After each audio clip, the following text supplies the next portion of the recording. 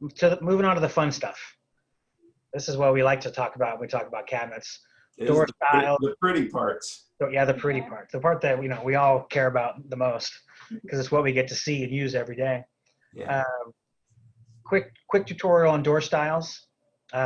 Basically, 3 types of doors, right? And then there's some subtle differences in other types. But this one right here on the far left, raised panel door. So it's got this raised panel in the middle. Right next door, recessed panel. Got a recessed panel in the middle. Classic recessed panel door, everyone knows, shaker, right? Crazy popular right now.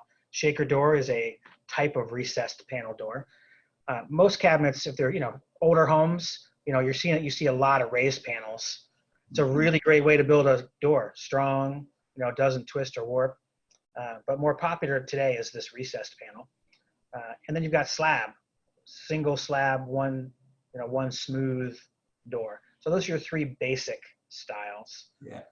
Door. And the whole panel thing started, you talked about history a little bit ago, started years ago because a wide board is going to warp and it's going to cup or it's going to twist. And so these panels that you have a frame around the outside and then that panel is actually floating in there so that as wood expands and contracts, it has space to move. Yeah, years ago, they did the raised panel because they didn't have the technology figured out how to do it real thin and still keep the board from falling apart. That's right. Yeah, we get clients asking all the time, or they'll tell us all the time, like, "Oh, I just want a solid wood cabinet." And I'm like, "Well, you don't though, because if I make a cabinet box out of solid wood, in 6 months, especially here in Florida, it's going to split and twist and crack. Like you want it to be plywood or furniture board because it's dimensionally stable. Same with doors. You don't see one piece 12-inch wide solid wood doors because they'll twist and warp and split. Right. These doors, when we talk about door construction, even this smooth drawer front, that is actually 3 pieces of wood that are laid up together, glued together. That gives it more dimensional stability. But you can see very clearly down here, this door is 5 pieces. And it's commonly called a 5-piece door. 1, 2, 3, 4, and then the panel is 5. So that they all have kind of specialized joints in the corners here. Same with this one over here, that allow that door to without twisting or splitting. This frame construction here is called mitered because it has all these mitered corners. Brianna's favorite style. The mitered, I don't know about favorite. The mitered. Oh, no, you don't know? I thought you were more confident earlier. But I prefer it over the Copen rail. Okay. This door up here actually is also a mitered door. Yeah, like it looks better there. Harder to see, You'll notice on this door, this is called the stile, this vertical piece, these 2 vertical pieces. This is called the rail. The stiles and rails on this one are kind of skinny. They're probably 2 1/4 inches, maybe 2 inches. You'll see the stile and rail on this one down here are thick, maybe 3 inches, 3.5 inches.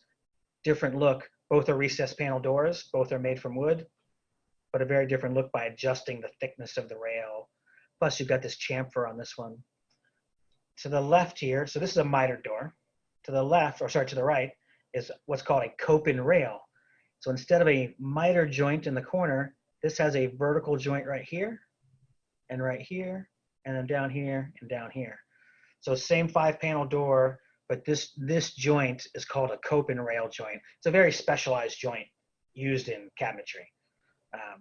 But it locks these corners together, but yet still allows some movement with that floating panel. And then this is the door on the far right. This is a door we don't see very much. It's a louvered door. Here in Florida, you'll see it at the beach. It's very popular in Hawaii and like islands, tropical place down in the Bahamas. It's a ventilated door. It allows the cabinet to breathe. So in a really hot environment without with not too much air conditioning, those louvered, those breathable cabinets are important. But it's also a cool look. If you like the Tommy Bahama thing, it's a cool look. The flat panels in the center there, they can be made a few different ways. Probably most common these days is it's 1/4 inch plywood with the finish veneer on so that it matches. Or it could be MDF. But years ago, when they wanted that look, it was a reversed raised panel. So when you opened the door and looked at the inside, the raised panel was on the inside. That's right. Yeah. Yeah. You still see that today. Yeah. And that's for me, that's a sign of a quality. Yeah. A reversed raised panel, that's an expensive way to do a recessed panel door. Yeah. But because it's got that thicker, a raised panel is 3/4 of an inch thick. A recessed panel is 1/4 inch thick. Right. So when you reverse it to get that smooth panel on the front and still have that 3/4 inch thick center panel, it makes a stronger door. Yeah. Yeah, that's really kind of getting down to the weeds. The slab door, which Paul talked about a little bit, that's just basically flat. I would say 99% of the time these days it's MDF or plywood and the finish veneer or laminate put over top. Right. Yeah, these doors are furniture board with the laminate over the top of them. We're going to talk about door construction a little bit down the road. Well, here we go. Right now, right? Not a little bit down the road. Next slide. What are doors made out of? Furniture board, MDF, plywood, and solid wood. Finishes. I'm going to skip over that real quick. We'll come back to it. I kind of want to scoot to the end here to get through the presentation, and we'll kind of come back and revisit some points. So that's what doors can be made out of. Finishes is also a really important part of a door. Hard to see, hard to understand the quality of a finish just by looking at it. You really need to ask about those specs and talk to your supplier. But painted finishes, or what we might call solid color finishes, very popular today. Few things you can do with a painted finish to make it look different, right? You can do solid color like this white. You can do a glaze like this taupe put on this white door. You can distress them, which this blue corn is a gray door actually with a two-step glaze put over it, and then they sand out the finish. And then if you're doing distressing, you can do different levels of distressing. So very light distressing up top, a little bit more in the middle, and then a ton down here at the bottom. This thing looks like it got bounced around the back of a truck for a couple of weeks. So paints, really popular today. Stains, not as popular, but still around, and certainly people are choosing them. I like stain finishes personally. I like the warmth of them. An important thing about stains is the wood species that you're staining can make a really big difference. So in this particular case, we've got alder, maple, walnut, and oak, all stained with the exact same stain, all dramatically different colors, different feel, different look, because they're different wood species.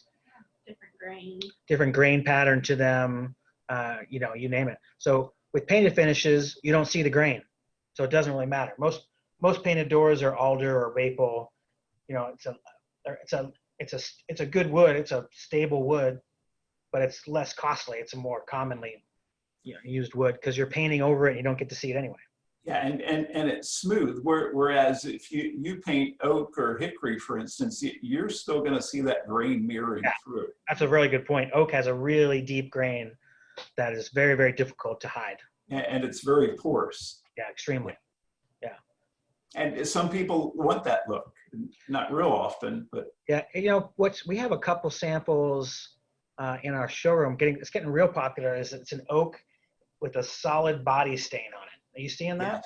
Yes. Yeah, that's become a real popular thing lately. It reminds me a little bit of the pickled oak from the 80s. Yeah. But it's a cool look, a little bit of French country vibe to it.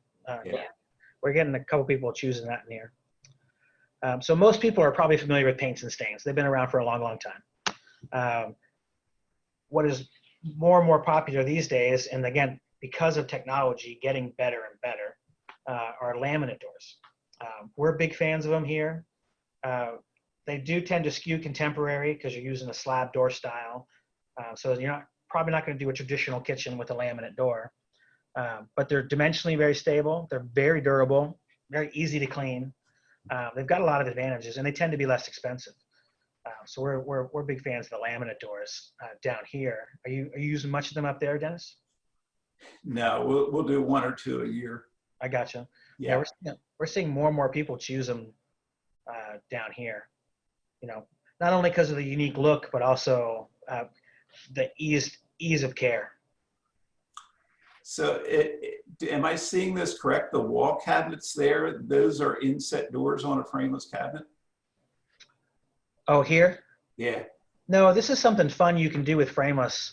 It's actually what we prefer to do. It just is a little more expensive. That's an applied panel All right. on the Okay. left and right, and it's flush with the door. Yeah. So it gives it that inset look Sure. without doing an inset cabinet. Okay. That's my absolute favorite way to design with frameless is to use panels, Uh-huh. because those little shadow lines, I just think really pretty. Yeah.